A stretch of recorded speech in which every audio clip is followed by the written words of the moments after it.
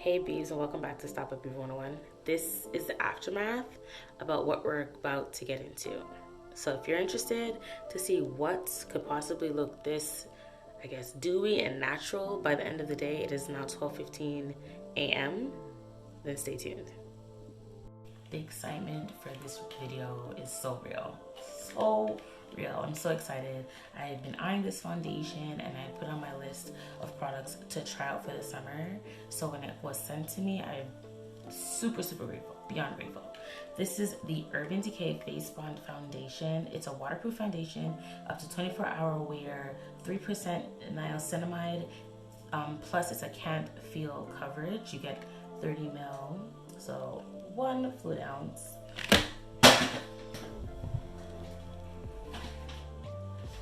Excitement attacked me. Sorry, they sent me the shade 31 medium deep. It's a warm golden. It is a little bit darker for me. It's more my summer shade, but it works because I can always add a little bit more concealer, a little less bronzer to make it work for now because I haven't started tanning yet. But yeah, so let's just get into the specs of the foundation. They have a patent pending no mess, no waste dropper, which has honestly come in so handy, especially when it comes to like kids. They can't really squeeze it as much, so they can't make a mess of my things, which works really well. The formula is also vegan, and what else? So yeah, I said self-setting, 3% niacinamide, and it's a can't feel coverage, so it's lightweight, and it's medium to buildable coverage. It's also non-comedogenic, sorry. All right, so it shows you that there's instructions on how to use it on the inside of the box. It says shake well, so make sure to shake well. So yeah, it's got like a click type container. It's not glass, it's plastic, which I think is, I know it's not better for the environment, but it's better for me because I have kids and they break everything. This is kind of flimsy, but not that serious. So here's the squeezy, the patented squeeze. I just want to show you guys, basically. So it's like a no mess. Pretty cool. So this is what it looks like on my hands. I'll just do a swatch. So as you can see, my hand is always lighter than my face. My face, my neck, my chest match for the most part. Sometimes my neck looks a little bit darker, like you can tell here. So I'll swatch it here as well, so you can still see it is darker, but as I tan, it'll blend in and it'll be perfect. Yeah, so that's what it looks like on my hand. That's what it looks like here. Again, my shade is 31 medium deep warm golden. For reference, in Maybelline Fit Me foundation, I am the shade 340 cappuccino. In Fenty Beauty foundation, I'm the shade 390 or 420, and in the skin tint, I'm shade 19. So before I apply the foundation, I wanted to mention the products I used before. So for serum, I used the Grown Alchemist Instant Smoothing Serum. It's a Tri-Hyaluronic Complex Serum. I love this stuff. It's really good. It's a hyaluronic acid serum. It's super like lightweight, and it helps with blurring my face and filling in the pores a little bit and just giving it a really nice smooth canvas. This and this combo, has been like a dream for me the last couple of weeks. And on top of that, for primer, I've been using the e.l.f. Poreless Putty Primer. The one I would usually use is the Tarte Timeless Smoothing Primer. It's similar to this, but it's a thicker consistency. It helps keep me matte. It fills me in. It's thicker as well. This is more on a creamy side. The Tarte one is more on the thick side. I just ran out of my Tarte one, so I haven't been using it. This has been working really well, but I know for sure once I get the Tarte one, my face is gonna be just absolutely even more flawless than it already has. So let's get into application of the foundation. I've been using my Real Technique sponge. I have not even tried it with a brush, stippling brush, foundation brush, anything like that yet. I haven't tried it with my hands either, so I've been really just using my sponge and really been enjoying the application with that. So I've just been basically taking the foundation, going like this on the face, about 2 stripes each side. Okay, so I'm going with that sponge. It's a wet sponge, by the way. It's a little bit on the dry side because I squeeze it out a lot and then it's been sitting, but so this is what the blend is looking like so far. As you can see, it is definitely darker. I am curious to see what my all year round winter shade would be, but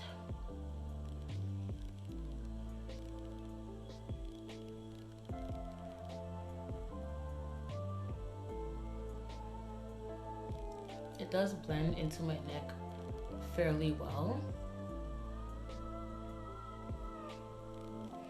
Ignore my wig. I have to go and trim the lace because it's been giving me issues. It's not laying no matter how much I wash it. So I just need to trim the lace.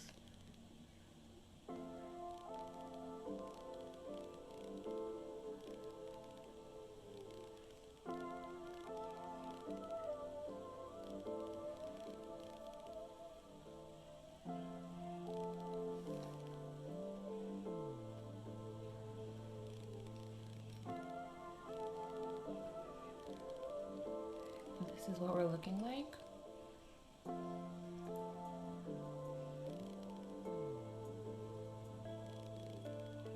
Okay, so this is what my face looks like before I go and apply the concealer and all of that. It's self-setting, so the claims are you don't need to use setting powder. I've been using it for about maybe 10 days or if not more without setting powder, and I can agree you don't need to use setting powder. I'm an oily girl, so I always feel the need to use it. However, I've been getting away with not applying it on top of this foundation, and it's been a dream. It's still not, it doesn't move around on my face. It stays in place. It's not super oily. You get a little bit of dew and glow by the end of the day, but it's nothing crazy where I'm like, I gotta pick up a brush and some powder. The most I would say is have, like, if you're an oily girl, have like blotting strips or like you know, the blotting stone to remove just a little bit of excess oil. But for the most part, I haven't had like serious issues with oil, basically. So this is what it looks like before I apply concealer and like bronzer and all of that. So once I've done that, I'll let you guys see the finished look. Okay guys, so this is what the foundation looks like with makeup. Again, no setting powder. I only applied setting powder on the areas where I applied concealer, so under my eyes, top lip, nose, but no powder to set my face. I have some bronzer, a little bit of highlight, cream highlight. So yeah, I will check back with you guys. I think it's like almost 2 o'clock right now. Yeah, so I believe it's about 2 o'clock right now, sorry. It's about 2 o'clock right now, or almost 2. I'm gonna go about the rest of my day, pick up my kids. I have to go to the store and pick up something as well. And then I'll come back to you guys at maybe like 10 or 11, let's say about 11 p.m. Give it 9 hours, and I'll show you guys the wear and tear. I promise I won't touch it. I won't even take like my beauty sponge or like just a plain, clean powder brush and touch it up. I'll leave it as is. Sorry, my camera's doing the most, but I'll leave it as is to show you guys what it looks like after 9 hours. Obviously, I'm not gonna be wearing it for 24 hours. But if you were, like, whether you were traveling, you're on a plane ride, or if you were in production or you're working for a long amount of time, or if you were to fall asleep in it, then that would be great, because, you know, 24-hour foundation means it's very long lasting. But yeah, again, I don't feel it on my face. It feels like I barely have moisturizer on. The only places I really feel any kind of makeup is where I set it, which would be like under my eyes, where my concealer is, top lip, chin, and also like my forehead. But yeah, for the most part, my face feels totally fine. So I will see you guys in a little bit. Okay guys, so it is like 12:15. I went farther than I was supposed to. So it was 2:10 when I came off the camera earlier. So 12:15, that's like 10 hours, 5 minutes, give or take. Again, excuse my lace, it's just been giving me issues all day. I'm gonna wash my wig later today or later on, fix this part, put it off. But sorry.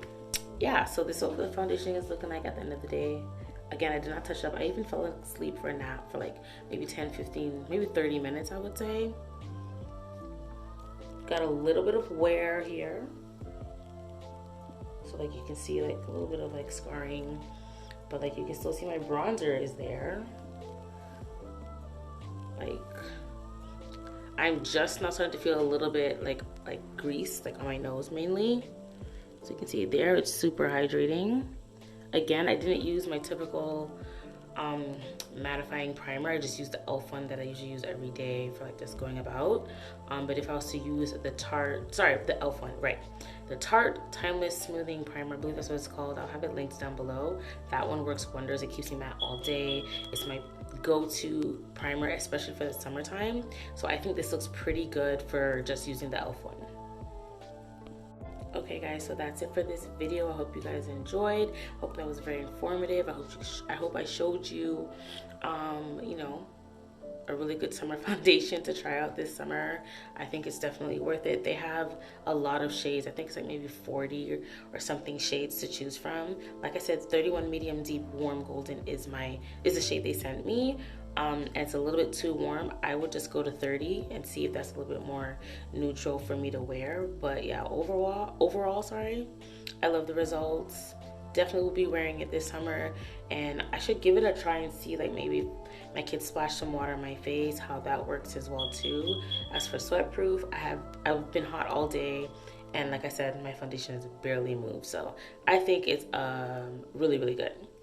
Thank you so much for watching. I hope you guys enjoyed. If you did, leave a comment down below, like, subscribe, follow me on all my socials, and I'll see you in the next one. Bye.